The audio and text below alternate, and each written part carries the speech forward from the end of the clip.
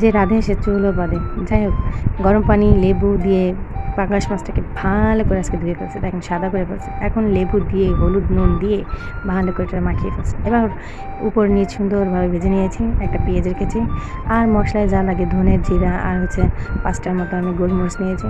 আর মাছের মশলা যা লাগে তা তো আপনারা জানেন, তারপরে বলি পেঁয়াজ রসুন একটু আদা লবণ হলুদ সব একসাথে পেস্ট করে নিয়েছি। এই যে মাছটা সুন্দর ভাজা হয়ে গেছে। একটা পেঁয়াজ নিয়েছি, পেঁয়াজটাকে আমি সুন্দর করে বেরেস্তার মতো ভেজে নিয়েছি, এর মধ্যে সমস্ত মশলা অ্যাড করে দিয়েছি। এই যে আমি 4টার মতো লেবুর পাতা নিয়েছি, এই পাতাগুলোকে দিলে একটু ভালো সুন্দর একটা সেন্ট আসবে। আর আমি মাছটাকে অনেক ছোটো ছোটো করে পিস করছি, দেখেন কত সুন্দর।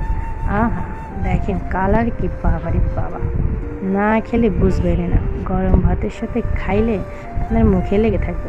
যাই হোক আলহামদুলিল্লাহ ভালো হয়েছে, খাবারটা সেই স্বাদ ছিল। আলহামদুলিল্লাহ, আল্লাহ হাফেজ।